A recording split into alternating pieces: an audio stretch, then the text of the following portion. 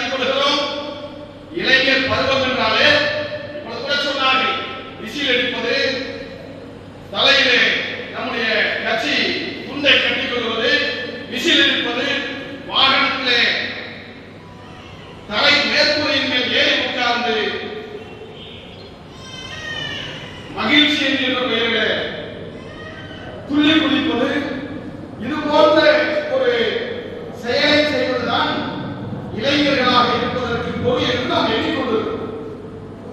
இளைஞர்கள் என்றால் அது மட்டுமல்ல, அதை தாண்டி இளைஞர்கள் நாம் அடுத்த தலைமுறைக்கு விதையாக இருக்க வேண்டும் என்கிற அரசியலை உருவாக்குகிற போதுதான் அடுத்த தலைமுறையை நம்மால் தயார் செய்ய முடியும்.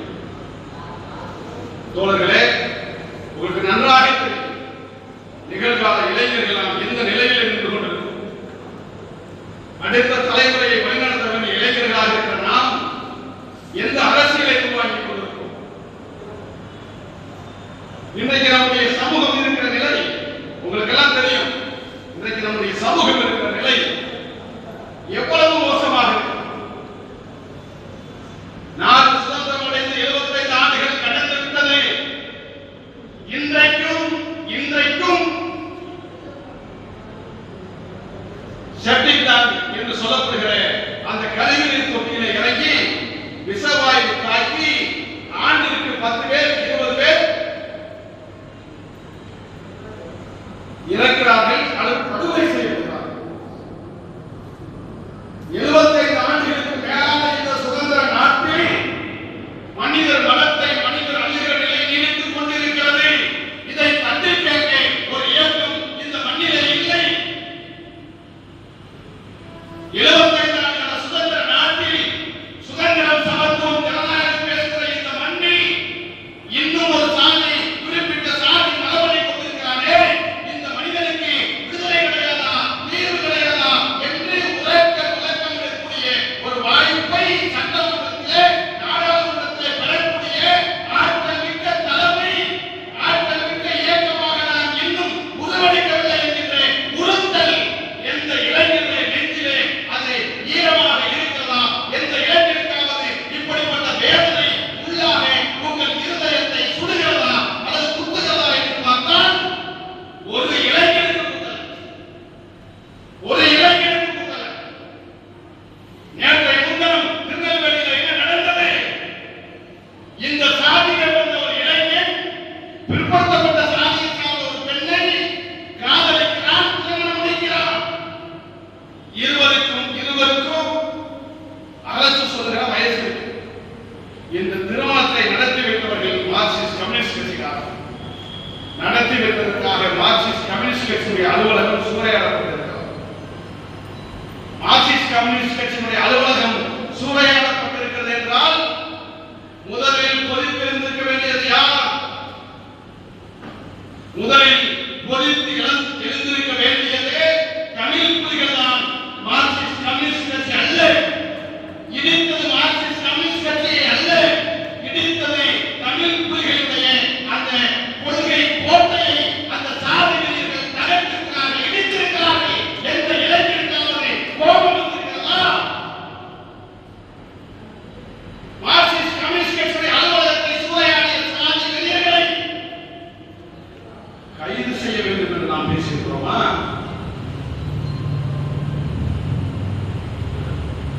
யோசித்து பாருங்கள். இவையெல்லாம் நமக்கு இருக்கிற சவாலாக இருக்கிறது. நாம் என்ன செய்து கொண்டிருக்கிறோம்? எந்த நோக்கத்திற்காக நாம் அமைப்பாக திரண்டிருக்கிறோம்? எந்த நோக்கத்திற்காக நாம் களம் அமைத்துக் கொண்டு செயல்பட்டுக் கொண்டிருக்கிறோம்? இந்த நேரத்தில் எல்லா மாவட்டத்திலையும் நாம் குறைந்தபட்சம் ஒரு கண்டன சுவரட்டியாவது இருக்க வேண்டும். குறைந்தபட்சம் ஒரு கண்டன ஆர்ப்பாட்டத்தையாவது நாம் நடத்தியிருக்க வேண்டும். ஏன் இதை குறிப்பிடுகிறேன் என்று சொன்னால், இளைஞர்கள் நாம் ஒரு அரசியலை ஏற்றுக்கொண்டு இந்த மண்ணிலே வந்திருக்கிறோம். ஒரு அரசியலை ஏற்றுக்கொண்டு இந்த களத்திலே விரும்பி வந்திருக்கிறோம். அப்படி விரும்பி வருகிற போது அதற்கான களத்தை நாம் சரியாக அமைக்கவில்லை என்று சொன்னால் அது நாம் எடுத்துக்கொண்டிருக்கிற அரசியலுக்கு, எடுத்துக்கொண்டிருக்கிற கொள்கைகளுக்கு ஒரு பின்னடைவை தேடித்தரும் என்பதை நீங்கள் புரிந்து கொள்ள வேண்டும். என் அன்பிற்குரியவர்களே, இளைஞர்களே, இளம் புலிகளை, எதிர்கால தலைமுறை தியாகத்தை ஒரு சுதந்திர தலைமுறையாக வர வேண்டும் என்று சொன்னால் இந்த தலைமுறை தியாக தலைமுறையாக வர வேண்டும். நம்முடைய இளைஞர்கள் சின்ன சின்ன இன்பங்களிலே தன்னை ஈடுபடுத்திக் கொள்வதை விட கொள்கை கோட்பாடுகளிலே நம்ம ஈடுபடுத்திக் கொள்ள வேண்டும். அப்படிப்பட்ட ஒரு அரசியலை நாம் இங்கே கட்டி அமைக்கவில்லை என்று சொன்னால் மிக மோசமான நிலைக்கு நாம் தள்ளப்பட்டிருக்கிறோம். எனவேதான் நான் தோழர்களே மீண்டும் சொல்ல கடமைப்பட்டிருக்கிறேன். அடுத்த தலைமுறையை நேர் செய்யக்கூடிய இந்த தலைமுறை நல்ல ஒரு அரசியலை, நல்ல ஒரு தத்துவத்தை, நல்ல ஒரு கோட்பாட்டை நீங்கள் தேர்வு செய்து பயணிக்க வேண்டும். அந்த தத்துவம் தான், அந்த கோட்பாடு தான் நம்முடைய கட்சி முன்வைக்கிற சாதி ஒழிப்பு. அந்த சாதி ஒழிப்பை மிக நேர்த்தியாக தத்துவார்த்த ரீதியாக வழிநடத்திய தலைவர்களாகத்தான் புரட்சியாளர் அம்பேத்கர் அவர்களையும் தந்தை பெரியார் அவர்களையும் கார்ல் மார்க்ஸ் அவர்களையும் நாம் இங்கே முன்னிறுத்திக் கொண்டிருக்கிறோம். எனவே சாதி ஒழிப்பு கல தத்துவத்தை நமக்கு போதித்த அம்பேத்கர் அவர்களையும் பெரியார் அவர்களையும் கார்ல் மார்க்ஸ் அவர்களையும் அவர்கள் எடுத்து வைத்த அந்த கருத்துக்களையும் நாம் சரியாக பின்பற்றி வழிநடந்தால் மட்டும்தான் நாம் அடுத்த தலைமுறைக்கு சரியான தலைவர்களாக உருவாக்க முடியும். என் அன்பிற்குரியவர்களே, மிக மிக சாதாரணமான செய்தி தான். இளைஞர்கள் தான்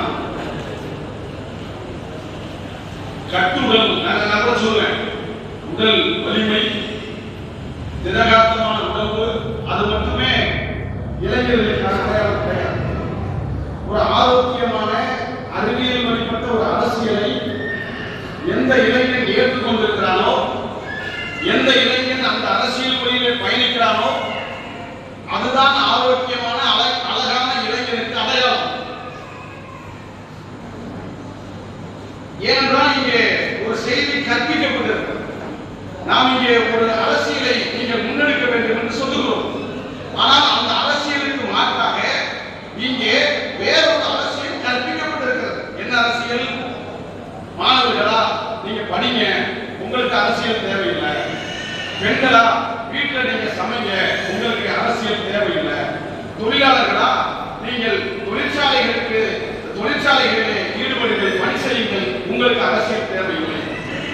நீங்க மாணவர்களா படிக்க வேண்டும், பெண்களா வீட்டில் சமைக்க வேண்டும், தொழிலாளர்களா உழைத்து ஓடாய் தேய வேண்டும்.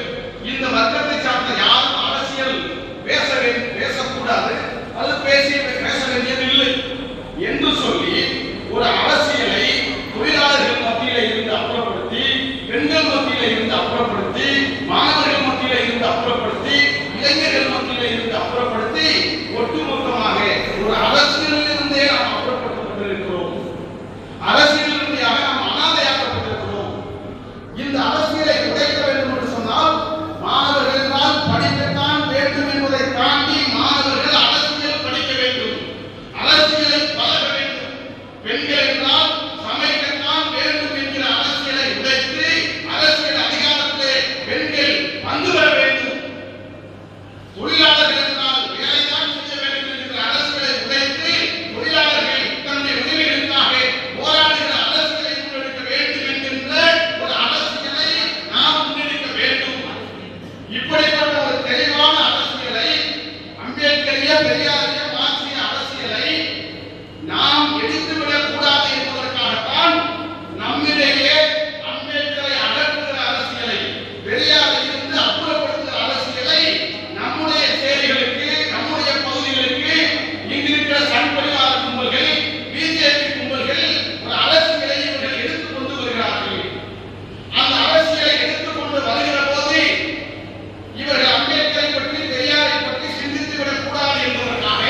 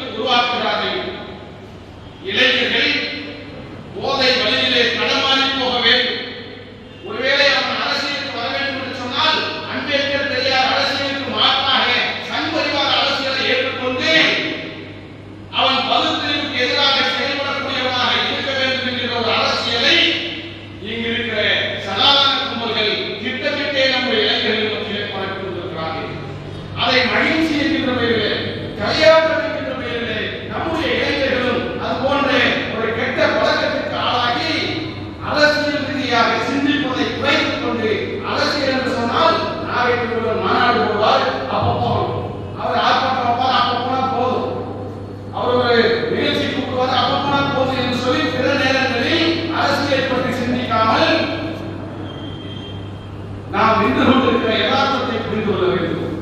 இந்த யதார்த்த நிலைகளில் இருந்து நாம் மாறுபட வேண்டும். இந்த யதார்த்த நிலைகளில் இருந்து நாம் மாறுபடுகிற போதுதான் ஒரு புதிய அரசியலை நம்மால் உருவாக்க முடியும். எனவே என் அன்புக்குரிய இளைஞர்களே, மாவீரன் சேகராவுடைய பிறந்த நாளிலே நாம் எடுத்துச் சொல்லக்கூடிய அதை எடுத்துக் கொள்ள வேண்டிய ஒரு செய்தியாக நாம் எதை பார்க்க வேண்டும் என்று சொன்னால், நான் தொடக்கத்திலேயே சொன்னதை போல இந்த தலைமுறை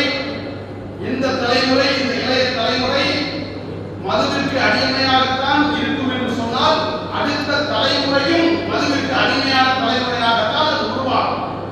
இந்த தலைமுறை போதை கலாச்சாரத்திற்கு அடிமையாகத்தான் இருக்கும் என்கிற ஒரு நிலை இருக்கிறது என்று சொன்னால், அடுத்த தலைமுறையும் போதை கலாச்சாரத்தை தொடர்கிற தலைமுறையாகத்தான் இருக்கும். இந்த தலைமுறை அம்பேத்கரை படிக்கிற தலைமுறையாக மாறினால், அடுத்த தலைமுறை புரட்சிக்கான பாதையிலே பயணிக்கக்கூடிய தலைமுறையாக அது மாறும். இந்த தலைமுறையிலே பெரியாரை ஏற்றுக்கொண்டிருக்கிற கோட்பாட்டை உருவாக்கி கொண்டிருக்கிற தலைமுறையாக நாம் மாறினால், அடுத்த தலைமுறை பெரியார் அம்பேத்கருடைய சித்தாந்தத்தை நடைமுறைப்படுத்தக்கூடிய தலைமுறையாக உருவெடுப்பார்கள், மாறிவிடுவார்கள். எனவேதான் நாம் எதை விதைக்கிறோமோ அதைத்தான் பயிரிடும். நாம் எல்லாருமே தமிழ் புலிகள் கட்சியில் இருக்கோம், எல்லாருமே இளம் புலிகள் கட்சியில் இருக்கோம், தமிழ் புலிகள் கட்சியில் இருக்கோம், இளம் புலிகள் அணியில் இருக்கோம்.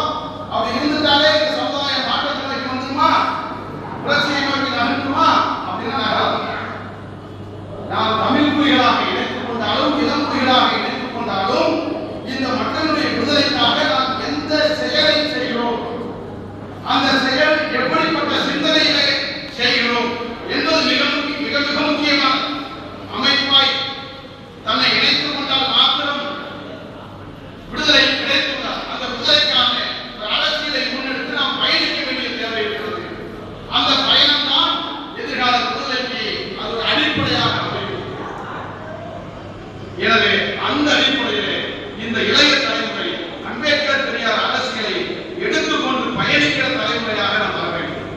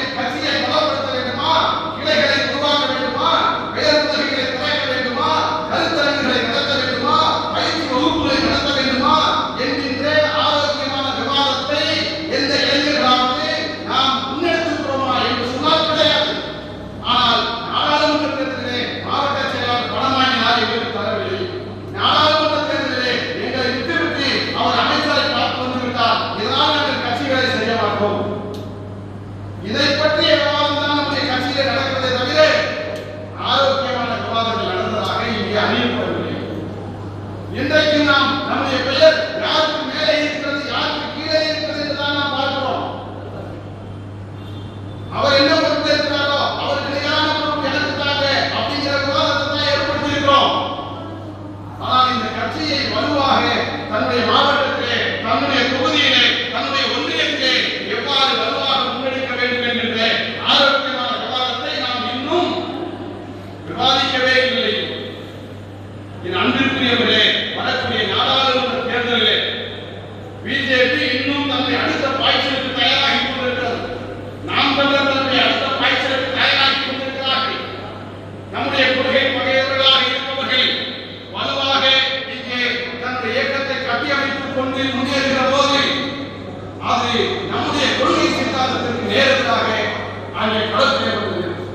நாம் ஏற்றுக்கொண்டிருக்கிற அம்பேத்கரின் பெரியாரின் மார்க்சிய கோட்பாட்டுக்கு எதிராக பாரதிய ஜனதா கட்சி மிக வலுவாக வளர்ந்திருக்கிறது என்று சொன்னால் அம்பேத்கரியத்திற்கு ஆபத்து, பெரியாரியத்திற்கு ஆபத்து.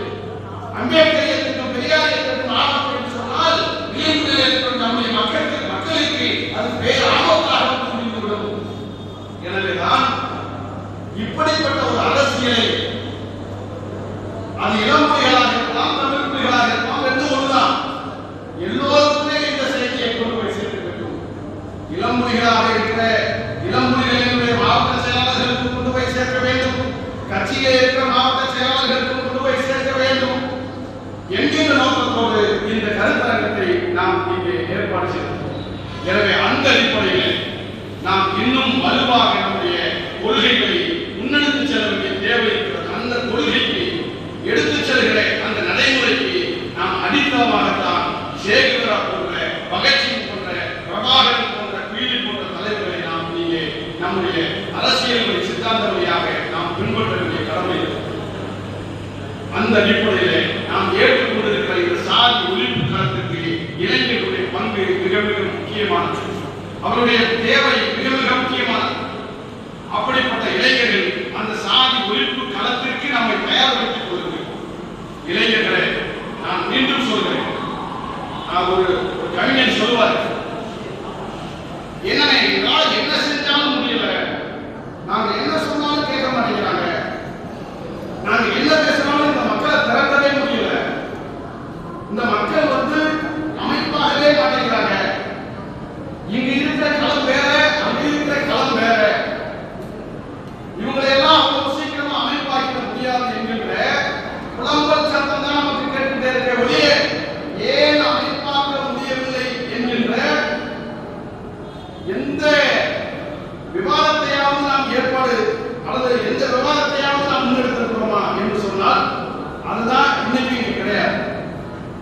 இந்த அன்பிற்குரியவர்களே அழகாக சொல்வார், ஏன் முடியல, ஏன் மக்கள் அமைப்பா திரட்ட முடியல, ஏன் நம்ம பேசுறத கேட்க மாட்டேங்கிறான். பல வரலாற்று நிறைய செய்தி சொல்லுவாங்க, ரெண்டே செய்தி தான். இப்போ இந்த விடியல் வாசிக்கிறதுன்னு சொல்லுவாங்க, வீணை வாசிக்கிறதுன்னு சொல்லுவாங்க. இப்போ ஒருவர் ஒரு வீணையை வாசிக்க வேண்டும் என்று அவர் நினைக்கிறார். அப்படி வச்சுக்கேன், நான் இந்த வீணையை வாசிக்கணும் அப்படின்னு அவர் நினைக்கிறார். ஆனா வீணையை வாசிக்கணும்னு ஆசைப்படுறாரு. ஆனா வீணையை வாசி பார்க்கிறாரு, அந்த வீணையை அவரால் வாசிக்கவே முடியல, சரியான இசை வெளிப்படுத்த முடியல. ஒரு வீணையை வாசிக்க வேண்டும் என்று நமக்கு ஆசை இருக்கிறது, எண்ணம் இருக்கிறது, ஆனால் அந்த வீணையை வாசிக்க நம்மால் முடியவில்லை. அப்ப நம்ம பழைய வீணைகளை போட முடியுமா? இல்ல வீணை சரியில்லை, அதனால